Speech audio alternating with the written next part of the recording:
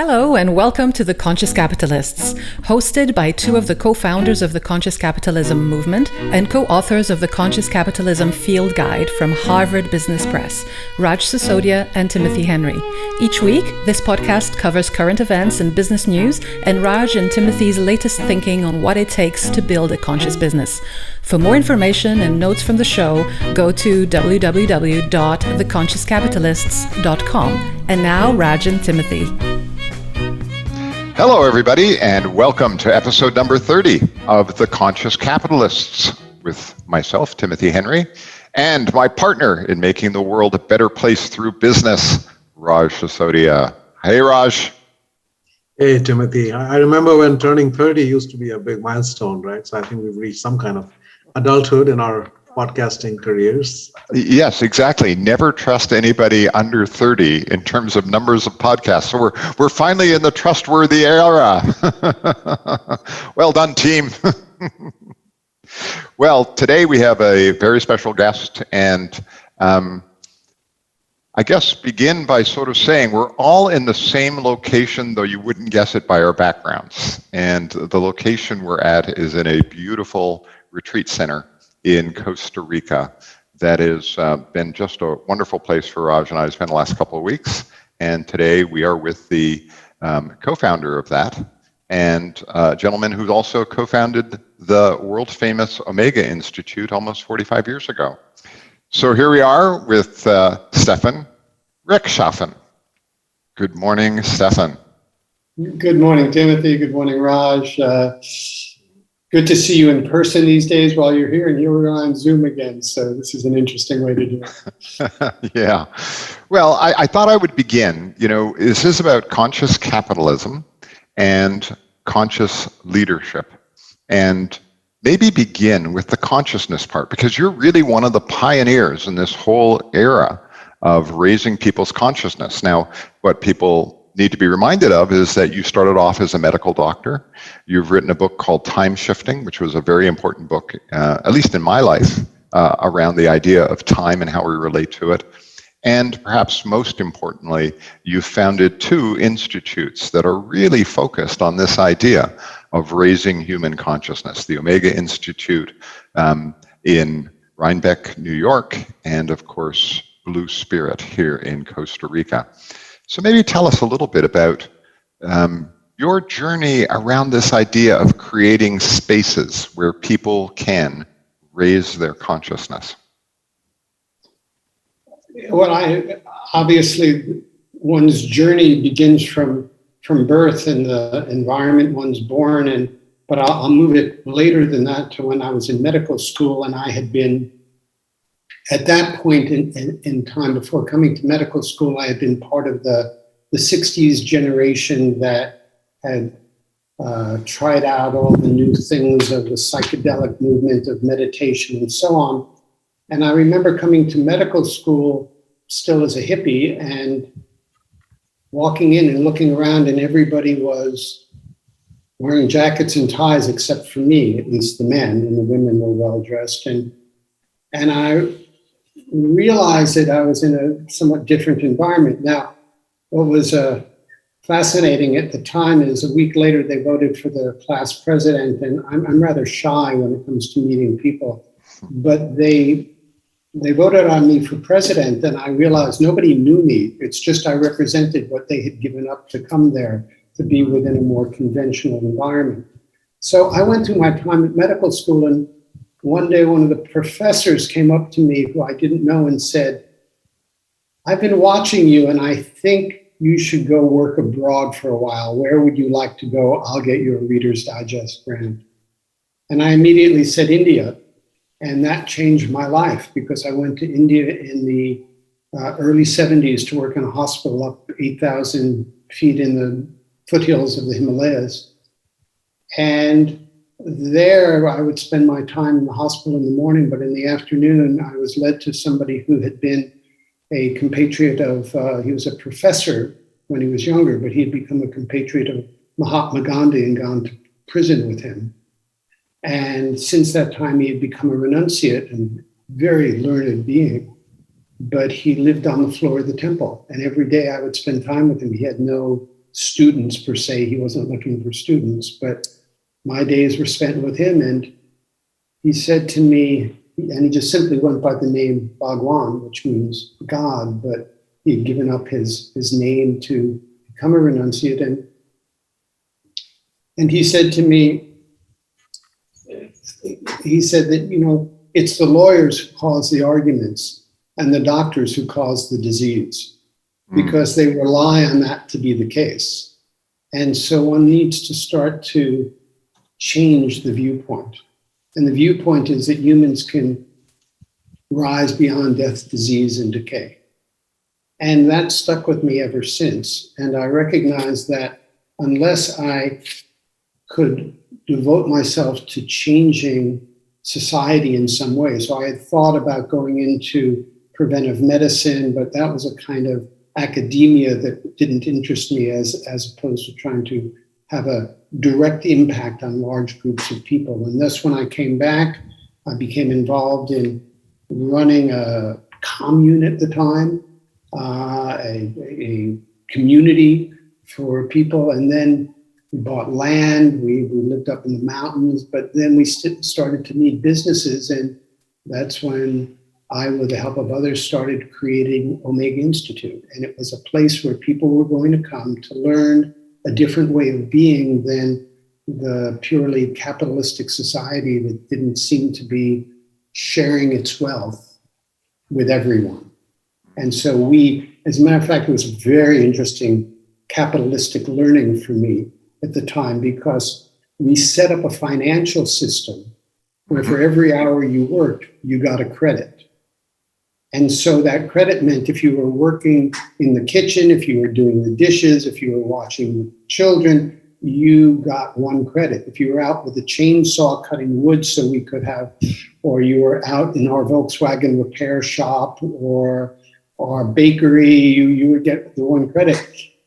Now I was in charge of all of that. And what was fascinating, so in those days, a credit was worth about 85 cents an hour. The end of the month, whatever we had in money, we would divide it up amongst all of the people according to the amount of credits they had. So it just wasn't quite working at that level. So I remember coming up with the idea that we would say, if you had a more strenuous job for which no one was getting paid, let's say like chainsawing wood to get firewood, then you would get 1.2 points or 1.3 points.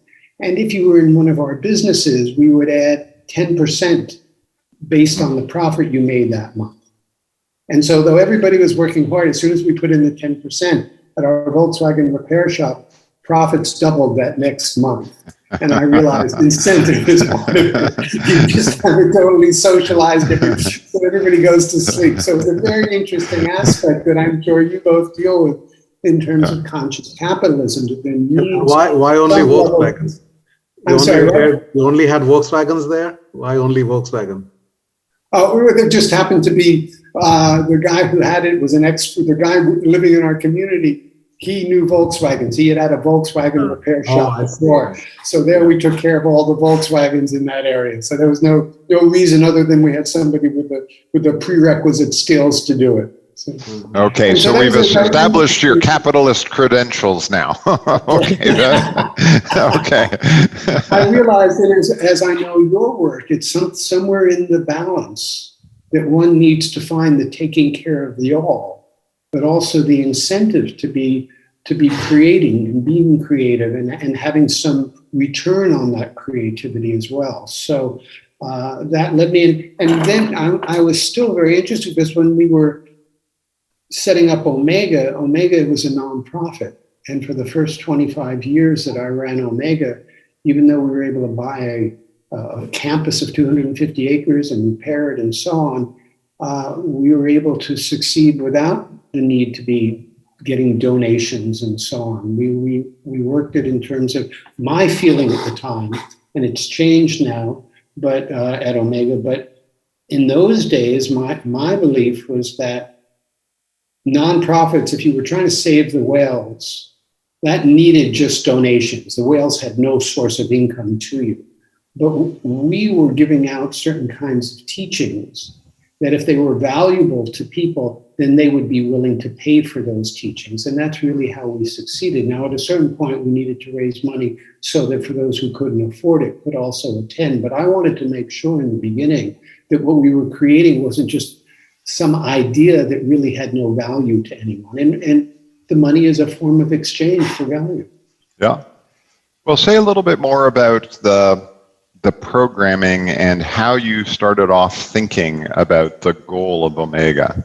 I mean, you were part of this movement and it was growing, and society as in general was beginning to place some value, as you rightly point to, on these opportunities to raise our consciousness or to go on a spiritual journey. Well, in the spiritual journey back then, there were a number of yoga ashrams that were developing and so on. And I came out of Pir Vilayat, who was a Sufi and believed in the commonality of all of the spirit of all the great religions. And so one of the purposes of Omega was not to be a focus of either Buddhism or Sufism or anything, but to really be open to where there's consciousness and true spirit showing up. And that shows up in so many different ways on the planet, from Native American, from looking at Tibetan Buddhism, or looking at what was the offerings from the shamans in the jungle. So wherever there was wisdom, and we currently live in a society, and I'm sure we'll get into this, that really doesn't value wisdom. It values just the thinking and the intelligence. Wisdom is something that takes a time and to really develop, and it's not just factual information, it's depth information. And so that's what we were looking for, is people who were the deep thinkers of our time. And many people who came there along with Pir Vilayat, we had Ram Dass on our board of directors, Joan Halifax was on the board, even the astronaut Edgar Mitchell was on the board. So we were really spreading out. David Bohm, who was so involved in the new physics, he came and gave talks. So we were really looking at who were the outliers, not just the conventional people that had wisdom to share. And if we could find these people and really look more at the world of consciousness, look more at the world of well-being, look more at the interconnected world, because we're already becoming society where specialization is happening. So I consider myself a generalist. I'm much more interested in the whole than I am. As is said, the whole is greater than the sum of its parts, but we have too many people who just look at small parts, and that's all they see. And so starting to change that, we looked at in creating this. And when we moved down here to Costa Rica, which we'll get into in a moment also, is starting to honor the nature around, which in so many places in the world is no longer being honored, actually is being denuded. And so that has to be part of what we humans incorporate into any attempts in moving forward. And Stephan, how would you compare what Omega's vision and mission was with, say, Esalen, which was growing around the same time? I think they started in the mid-60s. And perhaps Kripalu. I mean, those are the three that come to my mind. Would you see that your fellow travelers, obviously on a journey, but you were different? Well, I did. I spent a lot of time. I would even teach at Esalen in those days, and we would have meetings. They had gotten much more into a lot of the psychological profile. We became more involved in some of the deeper spiritual or meditation practices and so on, but not much different. Many of the teachers in one or the other. When I when Kripalu started, I had been at the time Amrit Desai's doctor and helped him find the place, because I had looked at the property that is now Kripalu, but at the time we didn't have any money, so they had some money, so they were able to do that one. But they were first really mostly a yoga ashram with Amrit Desai. And then as that unraveled in some ways, then they started to look around and do the kinds of programs on a year-round basis that Omega and Esalen did as well. So I really like the work that they do, and they do amazing work now, and there were a few other places as well. But mostly, I would say we had more connection on the West Coast with Esalen and Omega here on the East Coast. Mm-hmm. And so you didn't really practice as a doctor. I mean, you kind of went straight into this, right? No, I practiced as a doctor and did that for many years. I had to find some way to pay for my working in a nonprofit. So in those early days, and I became very involved in the alternative health movement, and which has morphed into what we now know as integrative medicine, as functional medicine. It's had multiple names, and we had many programs with Jeff Bland, with Mark Hyman, with David Perlmutter, all the well-known names, Andy Weil, all of those, Dean Ornish. They were all my contemporaries, and I would run programs where we would do these gatherings of many of the forward-looking physicians who would then be trading notes, because whatever we even to this day, what we do as physicians, unfortunately, is not recognized in terms of healthcare. We don't have healthcare in the United States. We have disease care. Throughout the Western world, we only have disease care, and most everything is paid for by and it's a very strange system because it's paid for by the pharmaceutical companies, and all the tests are done by the pharmaceutical companies investing in their new medications. And one of the problems we have, not because there are any bad people in the system, but in the current form of a capitalistic system, investment goes to return. And there is nothing that returns as well in the pharmaceutical industry as chronic disease. The problem with a cure is you lose a customer.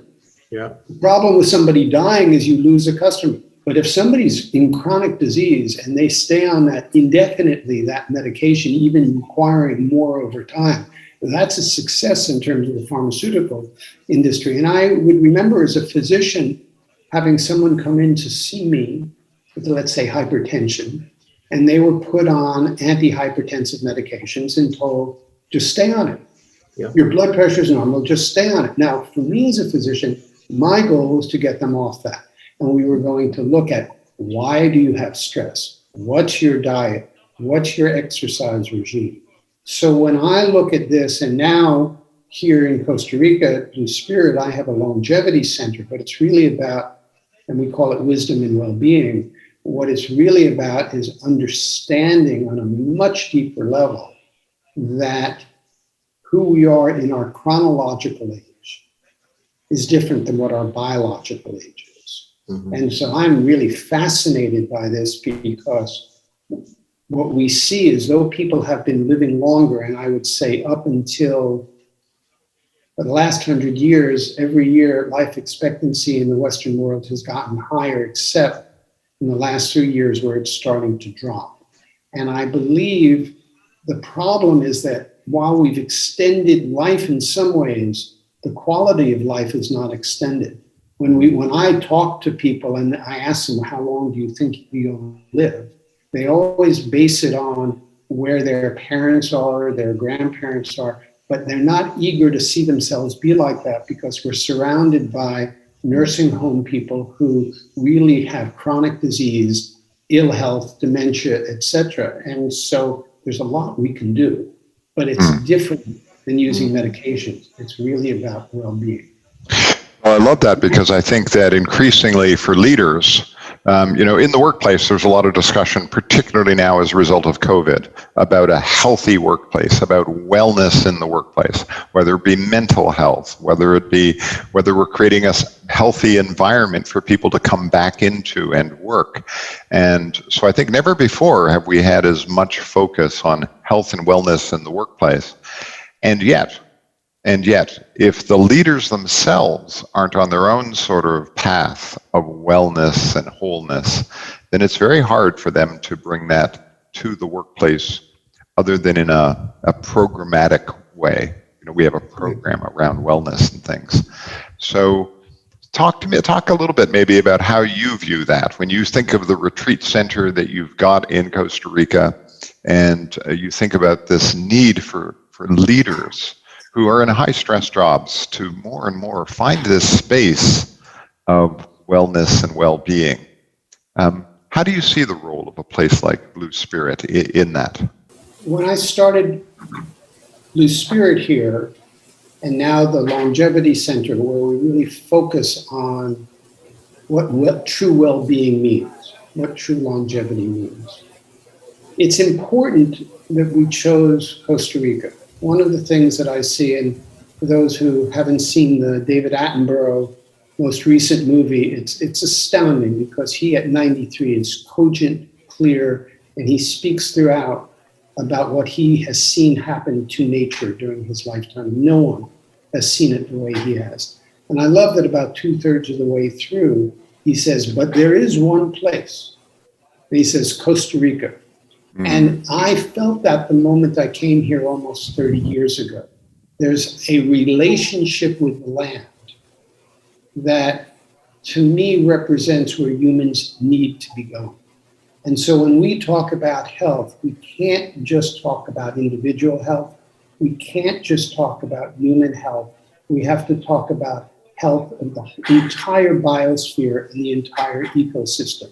We are so intertwined in our beings with how nature is that are not recognizing it. And you mentioned COVID. COVID to me is a disease that has happened because a virus has come out of a situation where its ecosystem has been destroyed and it breaks out. If we're not living in balance, we will continue having more COVIDs. These are our creation because this is us out of balance. So when I look at human health, and too often in those people looking at longevity, it's really about the continuation of the I. I want to live forever. I want to still have my virility. I want to still be as though I'm young still. And I think that's a severe mistake. And we have a lot to learn from nature. There are some trees on the planet that are 10,000 years old. If we live to 100, that would be 100-year lifetimes. So there are plants, there are animals that live on this planet, the baleen whales, over 200 years. So there are creatures, living life forms that we can learn from, but we need to learn from those. And part of the learning that I work with, and the best way I can give the example, is if by age 30, you're 6 foot tall, by age 60, you're not 12 foot tall. But we keep eating and we keep acting as though we're still growing. So one of the things, though people are living longer, if we look at obesity rates in the United States, we see that in 1970, it was around 10 or 12%. By 2030, it's going to be 50%. So we are growing, except we're growing this way, or we're growing cancers, or we're growing things we don't want. That makes up part of chronic disease. So when we look at optimal well-being, and I'll often ask this question of people when I'm teaching, how long can you live without eating? 2 weeks, 3 weeks, a month. How long can you live without water? 3 days, 4 days, a week. How long can you live without oxygen? It's really short, really short. So the whole key to this game is oxygen. That's how we have evolved to be multicellular creatures. All the multicellular creatures on the planet have learned to deal with oxygen as the way to get the electrons that get our energy going. Now, the interesting thing about that is that you look at what we're doing to the environment. Oxygen levels are down. People living in cities and office buildings, there's not enough oxygen. COVID is an oxygen disease. The more we deal with, so exercising, taking care of oneself, all of these, living in nature, all of these things dramatically help the way we can be. So we often use the word I or me. So there are anywhere from 500 to 4,000 mitochondria in every cell of the body. We have 35 trillion cells in the body, not including our biome. We are one giant we. And yet we're acting as though it's only the I. The imbalance of this I and we is the problem of our world, the problem of our society. And I tend to look at sort of a mandala that was created by Native Americans, where if you look at the vertical line is the sun. The vertical line is the I. The vertical line is the male. The horizontal line is the we. It's the feminine. It's the moon. We can go on with the different aspects of that. Why is that important? Because we live in an I society. We live in a male society. And the male society is active. It doesn't recognize rest. It's the doing, not the being. This is what's destroying us. It's destroying the capitalism. It's destroying the way our systems are failing right now, because it's ever growth. There's never rest. This is what humanity and beyond humanity, the planet needs. Farmers of the past would let their fields go fallow. The Sabbath, you had a day of rest. We don't consider that valuable anymore, as though we should always be gone. I work with an organization where I weekly have meetings to work with the main organization, about 2,000 people, and I work with once a week, a dozen people. I mentioned this because I was working with them this morning, and I Zoom in. And today it was very simple. I just started with a quiet. I said, look, everyone, close your eyes, take some breath. They've been through some emergencies. It's a healthcare system. Some emergencies this last week. And for each person, it was the first time they just got to simply feel themselves, because they were trying to help everybody else. But just in that opportunity, we don't take enough quiet time. We don't take enough time walking in nature. The opportunity when people come here to Blue Spirit is simply that. That's what you're experiencing this time. There's an actual shift that takes place. When we're in the city, I don't really want to travel to cities anymore. I'm more interested in traveling in nature and spending time where if I walk on the beach, one's rhythm is really different. So one learns, the body requires learning this shift of rhythm. It's sleep and activity. I do a lot of exercise where I'm really fast. So I'm not suggesting that we pull back from that. I actually want to do that more. The diet has to change. All of this, we start to see that at different stages of life, we have to be different. And then we create the whole. That's what you're doing with conscious capitalism, recognizing it's not just growth. And not just growth so that the quarterly returns. People go to their doctor and they expect the doctor to tell them how they are. Ridiculous. We should know how well we are. We should be able to feel that. And when we feel stress, we should be able to deal with it, not with medications. It's okay to use medications in the beginning, but the end goal for me is for people to feel relaxed enough and know how to self-relax and self-regulate. And that's where meditation comes in. The value of knowing how to quiet within is necessary. That's an important part of my practice. Yeah. I also like to, when I'm playing tennis, run as fast as I can. We have to be able to do all of these things if we're going to be really vibrant as human beings. And ultimately, those are the keys to longevity. If I look at all of the actual keys to longevity, I find them in the natural world, in the way plants act, in the way animals act. For instance, fasting. every species that has evolved on the planet at certain times goes through famine. Now, it's in order to continue to survive, it needs to be able to get through the famine. Remarkably, the biological system is smart enough that during time of famine, we know this, for instance, women who have at times been in times of famine or war and so on stop ovulating. Why? Because there's not enough to go around to feed a child. But if the species is going to evolve, that's what the children are. So what happens in the body? Actually, the body turns off its aging process. So we tend to think of aging as something inevitable, but we actually can turn it off. Fasting helps.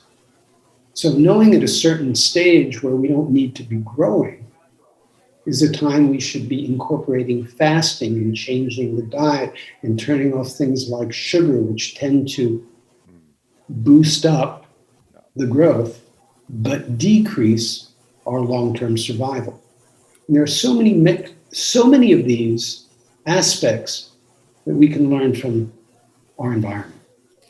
Well, I love one of the, put it in the context of leadership, a couple of really important things. One, I think that, you talked about that there's a time for activity and there's a time for rest.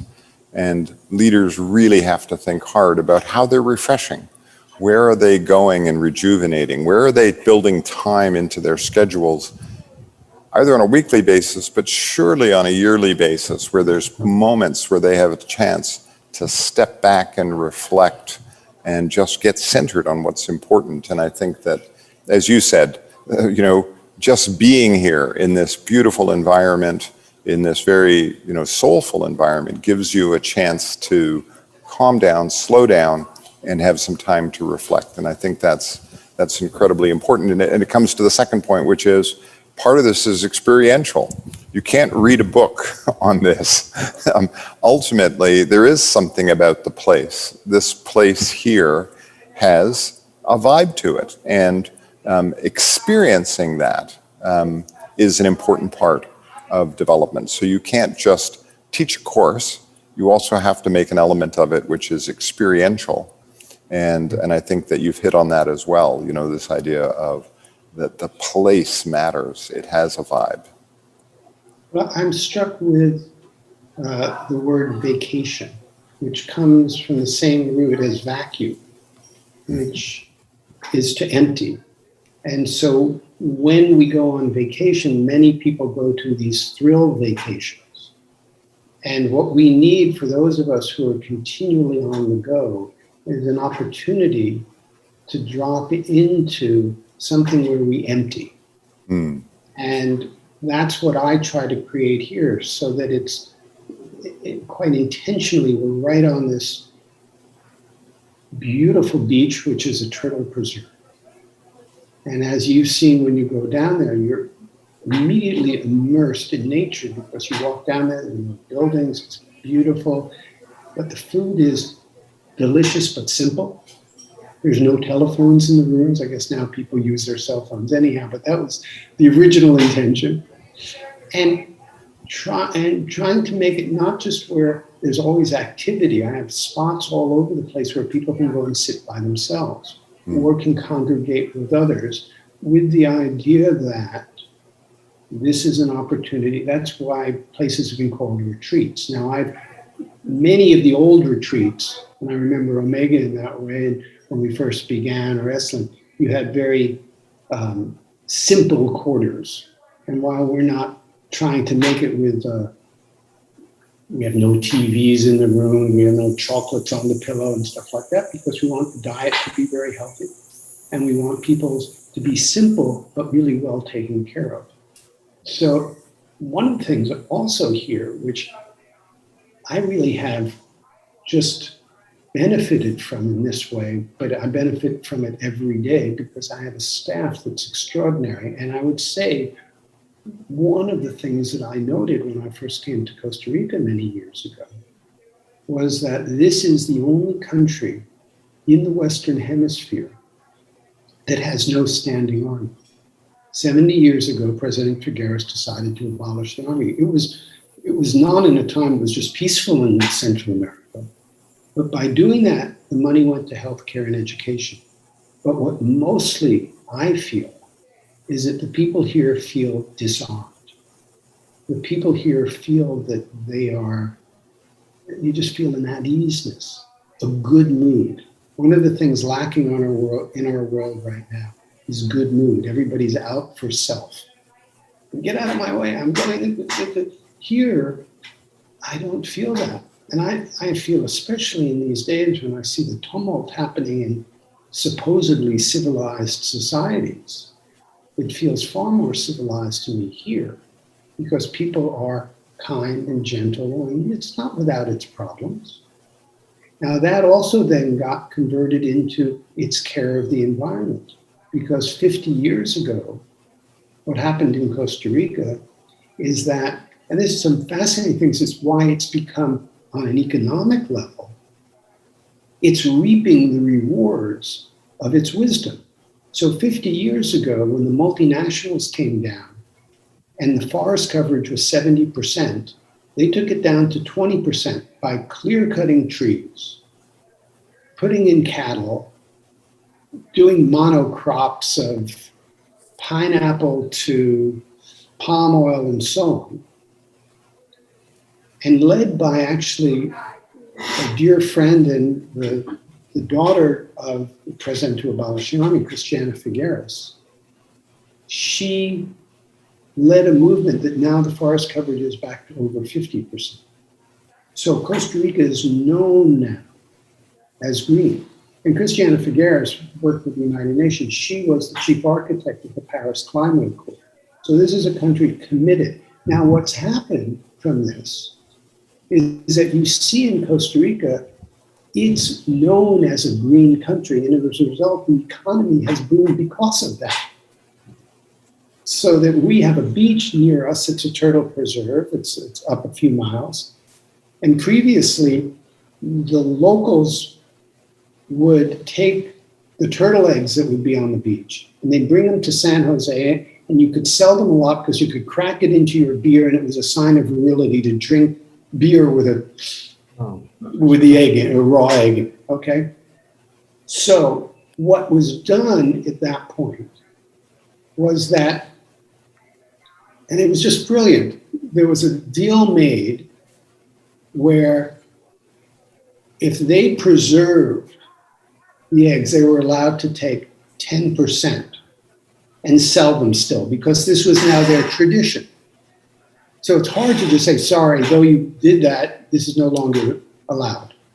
But now in these times when these species are scarce, we need to protect them. But in the protection, the town was given the right to have people come and pay to come see the turtles laying the eggs and the little turtles when they would hatch to go out. So the little town makes a lot of money off the tourism because it's green tourism. So green tourism has turned into a great win-win. It's a win for the environment and it's a win for the community.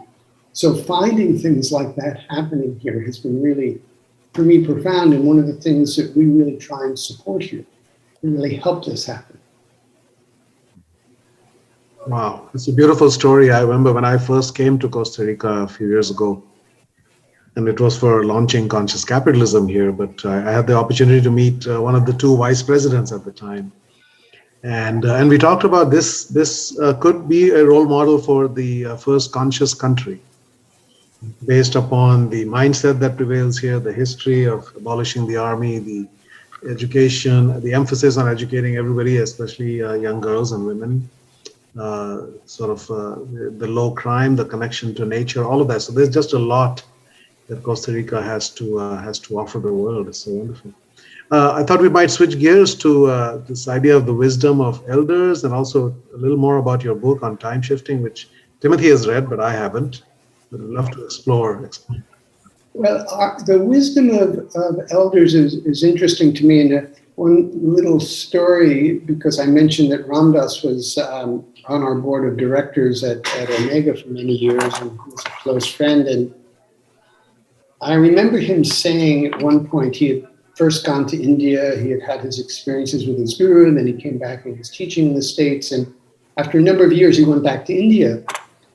And when he arrived there, everybody kept saying to him, "You look so much older. You look so much older." And it was a feeling like, oh, what's the matter with me? I look older. Now, he came to realize that what they were saying to him actually at the time was a compliment. Like, you look so much wiser. But in the Western world, if somebody says, "Oh God, you're looking old," that isn't a good sign, right? We want to look young forever. Everybody, so as a result, what we do is even in the medical field, so that we start to do surgeries and implants and whatever, so when I first started getting into the longevity field, I started to see that all the physicians were looking at ways to keep one perpetually young, be it through cosmetic surgery, the use of growth hormone, that a man should be able to stay virile forever. It's one of the things of using if there's erectile dysfunction, then there's a sense of I'm not a full male or something like this, and breast reduction, all the various surgeries that get done. So it's not to say those aren't okay, but it's a misplaced focus. And with that comes not enough value given to wisdom.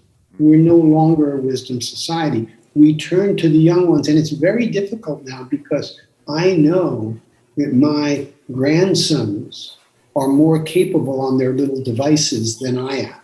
Mm. And so they don't look to the elders for advice. And there's a natural feeling for people who are just in their 20s and so on and just getting off in business, where they're not looking to the elders for advice, because what do they know about what they're doing? And somehow we need to find a way of, in essence, marketing device. Marketing wisdom, so that it can be seen as useful, seen as really having value. And in order for that to happen, again, it's one of the reasons I love the idea of having an event here with Conscious Capitalism, or many of the people who come down here, because we see a lot of people now coming into this area who have been very successful in the digital world, who are looking to get away from some of the craziness in the Western world, who are coming down here, and there start to be people who are looking for something deeper, some way of merging a deeper consciousness with the technology that's evolved. We're not going to get rid of the technology, but if we get rid of the wisdom, that will be as harmful. And we humans will not survive that. No, I think it's right. I think that, there's a lot of emphasis on innovation and innovation around technology, where we all are assuming it only comes from the youth who understand the New World Order. And in essence, they do understand the New World Order, but we need the wisdom to navigate that New World Order. And when we start to say, like, what are we going to do with this technology? What are the limits? How do we best optimize it? These are questions that pertain a little bit more to wisdom. And how we're going to operate these kind of high-tech businesses. Those are wisdom questions and not necessarily knowledge questions. So I think you're absolutely right. We need to find that way of bringing wisdom back into the workplace and back into the idea of executive leadership. With time, which I'll come back to for this, what's really fascinating is as things are going faster, these labor-saving devices is not saving anybody time. What's happening is everybody is getting busier. There's very little downtime, and in the downtime, we tend to fill it up with our machine. Where everybody's continually back and forth in them. So and I use the analysis, or in looking at time shifting, or the analogy rather, it's like riding a 10-speed bicycle. And so you want to be able to shift your gears. you're riding up a mountain, going down a hill, around a curve. You want to be able to shift into a gear to do it at ease. The problem we have right now is people have become so fast that there's very little slowing down. And actually, people, when they start to slow down, start to feel really uneasy and shaky. And that's something we as a society at large need to address.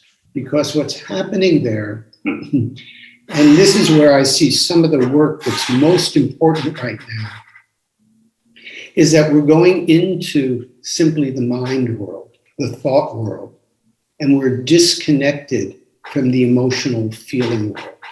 So much of the anger that's going on in society right now is the inability to hold down the emotions, and they're just going like this. They're uncontrollable. So there's very little development right now. I watch people trying to meditate and they can't. The mind is just racing around too much. So it's a lot easier to just go back into their little machine and just tick-tock away and do whatever.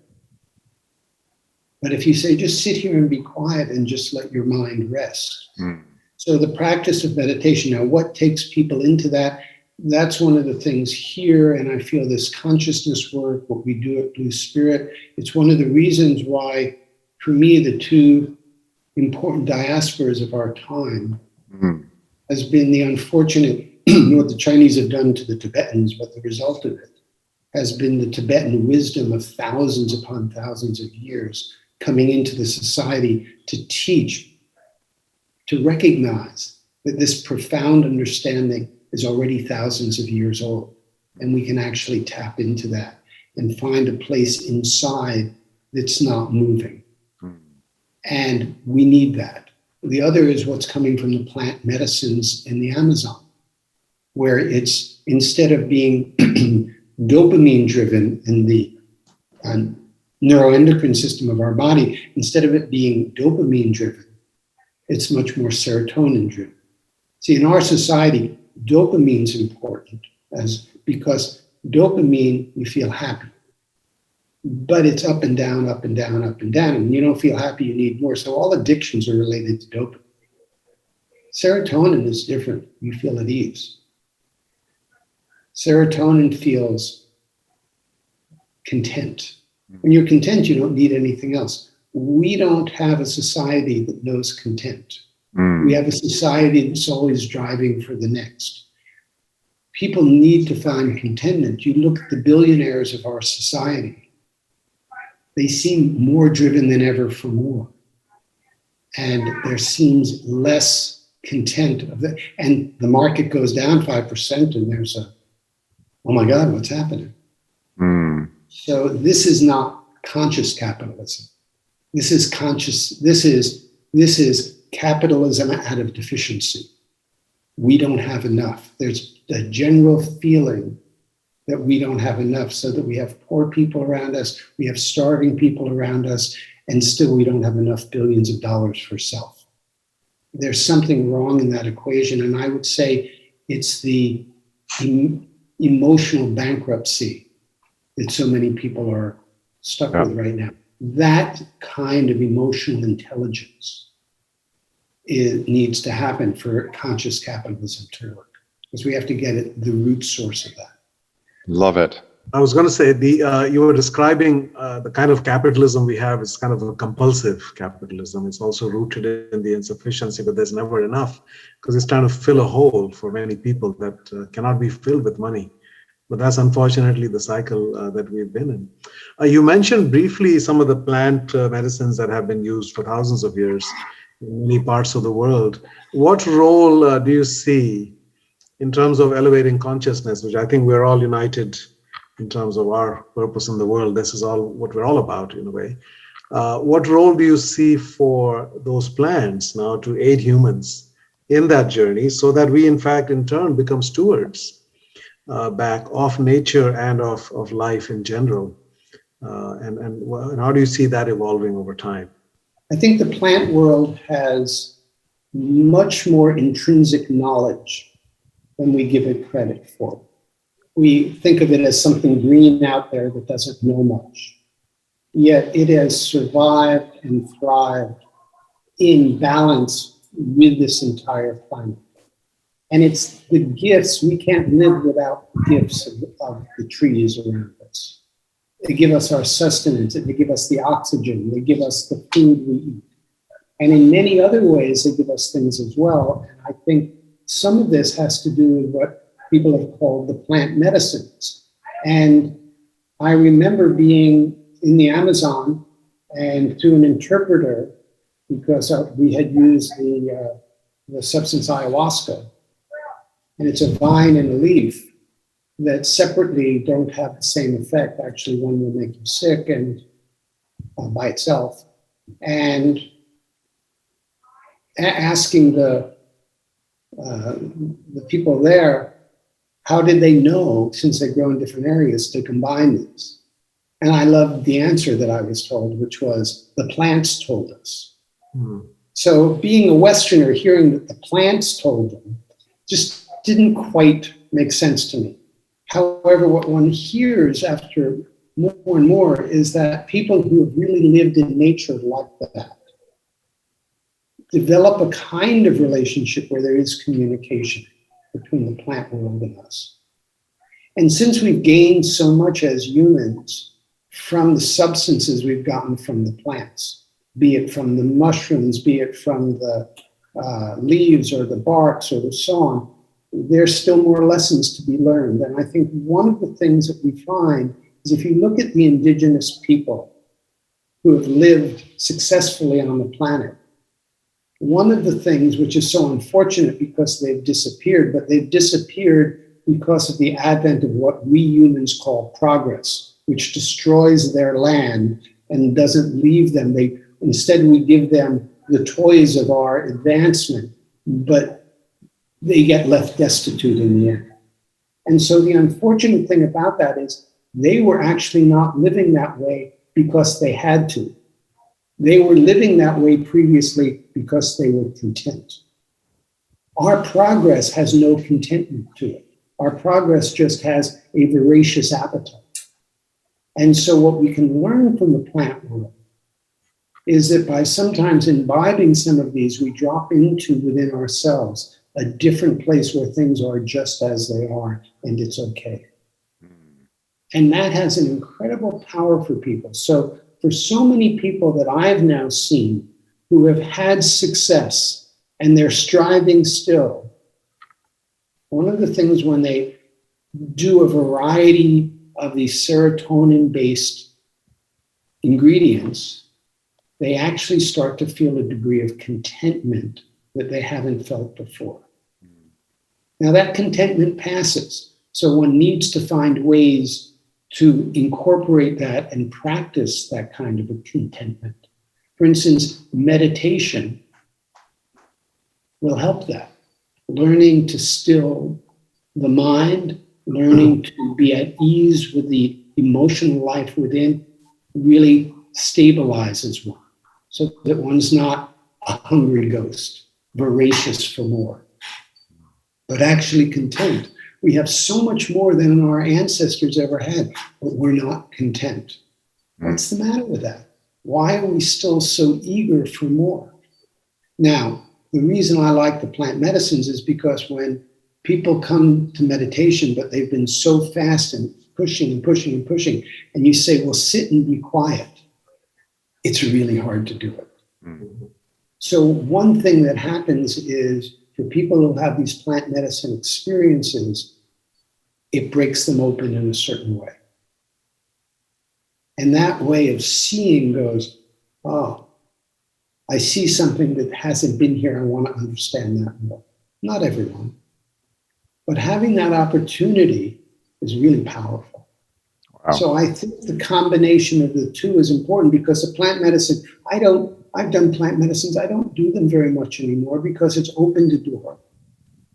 And having walked through that door, I see, once you walk through a door, you don't necessarily need to keep walking through the same door. It's like learning different aspects of meditation. It's like going to elementary school. You don't have to keep studying how to read and how to do mathematics. Once you've learned that, you go to your next stage.